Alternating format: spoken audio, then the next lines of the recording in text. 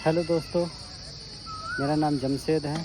आज कुंडली के सप्तम भाव पे बात करते हैं। अगर कुंडली के सप्तम भाव में अष्टमेश बैठा हो या 12वें घर का मालिक बैठा हो या छठे घर का मालिक बैठा हो, तो ऐसे में हमेशा कुंडली मिलान करते वक्त और शादी करते वक्त हमेशा लड़की या लड़का जिसकी भी कुंडली में ये योग बना है, वो हमेशा सामने वाले परिवार को अच्छे से जांच परख कर लें और सावधान रहें। किसी भी तरह की कोई भी दुर्घटना हो सकती है, किसी भी तरह की दुर्घटना हो सकती है, परेशानी खड़ी हो सकती है, इसीलिए लापरवाही ना बरतें। सप्तम भाव में अष्टमेश, 12वें घर का मालिक, छठे घर का मालिक अगर बैठा हो तो शादी होने के बावजूद भी लापरवाही ना बरतें। कब कौन सी सिचुएशन बने आप नहीं जानते और कुछ भी होने की संभावना बन जाती है, तो इसलिए हमेशा ध्यान रखें कि ऐसी स्थिति हो तो सावधान रहें, ढील ना बरतें। ध्यान रखें अपना भी, अपने पार्टनर का भी, अपने परिवार का भी, और हर एक चीज़ का ध्यान आपको रख कर चलना पड़ेगा। और आपको सप्तम भाव से रिलेटेड जो भी खराबी है उनका उपाय आपको करना चाहिए। अच्छे एस्ट्रोलॉजर से मिलकर उपाय करवाना चाहिए, या जो भी उससे रिलेटेड दिक्कतें हैं उनका निवारण करना चाहिए।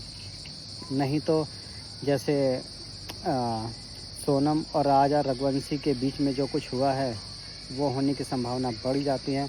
यहाँ पे लापरवाही नहीं बरतनी चाहिए। 7वें घर में अष्टमेश बैठा हो और 12वें घर का मालिक बैठा हो तो खास कर ध्यान रखने की आवश्यकता है।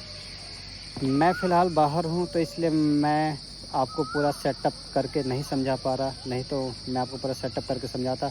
और मेरा कोई उद्देश्य वीडियो बनाना नहीं था, बस मुझे ये वीडियो इसलिए बनानी पड़ रही है क्योंकि जिस तरह की घटना घटी है, बहुत दर्दनाक घटना है, डराने वाली स्थिति है। इसीलिए हमें बड़ा सोच समझकर जीवन जीना पड़ता है, देखना पड़ता है कि इस तरह की स्थिति आगे फिर दोबारा ना हो। अगर इस तरह के योग कुंडली में पाए जाते हैं तो हमें बड़ी सावधानी से चीज़ों को लेकर चलना पड़ता है। हम यहाँ पर लापरवाही नहीं बरत सकते। इसलिए आप सभी से निवेदन है, आप कुंडली जब भी मिलाते हैं और आपको पता चलता है कि 8वें घर का मालिक 7वें घर में और 12वें घर का मालिक भी 7वें घर में, या छठे घर का भी मालिक 7वें घर में है, और ये तीनों एक साथ भी बैठे हैं, या 8वें घर के मालिक का भी संबंध 6, 8, 12 से बना हुआ है, तो हमेशा सावधानी बरतें। यहाँ पर सावधानी बरतना अनिवार्य हो जाता है। हर एक छोटी चीज़ का ध्यान रखना बहुत ज़रूरी हो जाता है। और ये मेरा पर्सनल एक्सपीरियंस है। ये जो भी एक्सपीरियंस मैं आपको बता रहा हूँ, ये मेरे पास 14 साल का एक्सपीरियंस है। मैं सन 2010 से लेकर मैं ज्योतिष विद्या पे एक्सपेरिमेंट कर रहा हूँ, और ये मेरी सारी सेल्फ स्टडी है। मेरे पास शास्त्रों का अध्ययन नहीं है और किसी अच्छे गुरु का भी कोई अध्ययन नहीं है। बाकी हाँ, मैंने कई गुरुओं को सुना है, कई लेक्चर सुने हैं, एस्ट्रोलॉजिस्ट के मैंने देखे हैं, सुने हैं यूट्यूब पर, और अदर्स वे में भी मैंने कुछ सुना है। लेकिन एक पर्सनली कहीं से भी मैं इस पे अध्ययन नहीं कर पाया, क्योंकि मैं एक बहुत छोटे परिवार से हूँ और मेरे पास कोई भी ऐसे संसाधन नहीं कि मैं किसी को भी मोटी फीस दे के इस विद्या को ग्रहण कर पाता। मेरे पास ऐसा कोई संसाधन नहीं था, तो ये मुझे स्वयं ही सीखना पड़ा, क्योंकि मेरी स्थिति बहुत ख़राब थी। और इस खराब स्थिति से निकलने के लिए मेरे पास एक ज्योतिष विद्या का ही सहारा था, जिसे मुझे स्वयं ही अध्ययन करना पड़ा। मैंने सिर्फ एक ज्योतिषी को ही 2000 रुपये फ़ीस उधार लेकर अपनी कुंडली दिखाई थी। उसके बाद से मेरे पास कभी पैसे इतने नहीं हुए कि मैं दोबारा जाकर किसी को भी कुंडली दिखा सकूं। मतलब 200 रुपये भी नहीं थे कि मैं किसी ब्राह्मण के पास जाके अपनी कुंडली दिखा सकूं। फिर बाद में मुझे टीवी चैनल पर, रील्स पर, यूट्यूब पर जा के मुझे चेक करनी पड़ी कि कौन से योग होते हैं, कैसे काम करते हैं। फिर मैंने अपनी कुंडली पर, अपने रिश्तेदारों की कुंडली पर, अपने फ्रेंड सर्कल्स पर, मेरे आसपास के जो भी पड़ोसी हैं उनकी कुंडली पर मैंने जाके चेक करा पर्सनली। और ये सारे योग, जो भी मैं योग की बात कर रहा हूँ, ये केवल भाव चलित से देखेंगे, निरायन भाव चलित से। निरायन भाव चलित में अगर अष्टमें 7वें घर में बैठा है, 12वें घर का लॉर्ड 7वें घर में बैठा है, तो ही ये योग बनेगा, लगन कुंडली से नहीं। क्योंकि मुझे लगन कुंडली से सटीकता नहीं मिली। हमेशा मुझे जो सटीकता मिली है वो भाव चलित कुंडली से ही मिली है। क्योंकि भाव चलित में ग्रहों, भाव का जो मालिक होता है वो बदल जाता है। कई बार लगन कुंडली में 12वें घर का मालिक अगर चंद्रमा दिख रहा है तो भाव चलित में वही चंद्रमा 12वें घर का मालिक ना होकर बुध 12वें घर का मालिक बन जाता है, या कई बार सूर्य भी 12वें घर का मालिक बन जाता है। ये फिक्स थंब रूल है, ऐसा नहीं है कि भाव चलित में जो 12वें घर का मालिक है चंद्रमा ही है, नहीं। लगन कुंडली में सिंह लगन के हिसाब से 12वें घर का मालिक चंद्रमा बनता है, किंतु भाव चलित में वही 12वें घर का मालिक सिंह लगन में ही सूर्य भी बन सकता है, बुध भी बन सकता है और चंद्रमा भी बन सकता है। ये तीनों में से कोई भी 12वें घर का मालिक बन सकता है।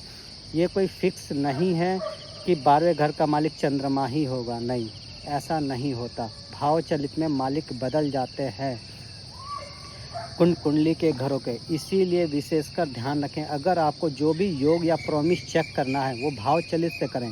लगन कुंडली में मुझे मेरा पर्सनल एक्सपीरियंस जो कहता है उसमें सटीकता नहीं दिखी मुझे। मेरे पास जितनी भी कुंडलियाँ हैं सब में मैं भाव चलित से ही चेक करता हूँ और भाव चलित के ही सटीक रिजल्ट आते हैं। कृपया करके सही ज्ञान को समझें और देखें, अपने एक्सपीरियंस में लाएं और उसी का ही अनुसरण करें। कृपया आपका बहुत बहुत धन्यवाद मेरी बातों को सुनने के लिए, क्योंकि मैं भी चाहता था कि यूट्यूब पे आऊँ, मगर मेरे पास समय नहीं होता कि मैं यूट्यूब पर आऊँ। फ़िलहाल मैं छुट्टियों पे हर पहाड़ों पे घूम रहा था, तो मैंने ये काफ़ी सारी घटनाएं सुनी। सोनम, राज रघुवंशी, इतनी दर्दनाक मंगल दोष। वास्तविकता में ये जो घटना घटी है सोनम और राज रघुवंशी की, ये मंगल दोष के कारण नहीं घटी है, क्योंकि मंगल दोष के कारण घटी है, मगर दोनों ही कुंडलियाँ मांगलिक नहीं हैं। अगर आप भाव चलित कुंडली से देखेंगे तो दोनों की कुंडलियों में मंगल छठे घर में है, 7वें घर में मंगल नहीं है। और जहाँ तक मैंने सुना है कि शास्त्र में कहा गया है कि पहले घर में, चौथे घर में, 7वें घर में, 8वें घर में और 12वें घर में अगर मंगल हो तब मांगलिक दोष बनता है।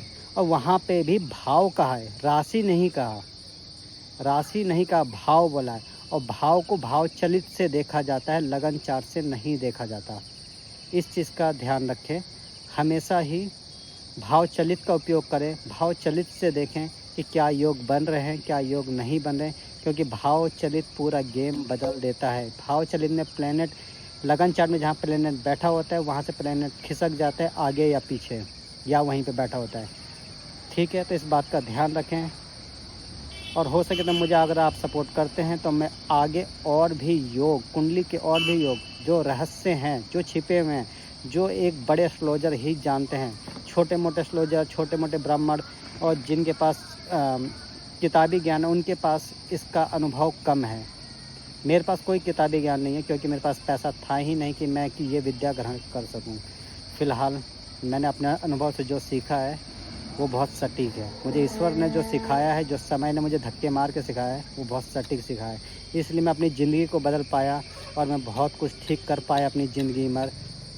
अगर मुझे सटीक ज्ञान ना मिलता तो शायद मैं आज भी भटक रहा होता। ठीक है, आज के लिए इतना ही, धन्यवाद।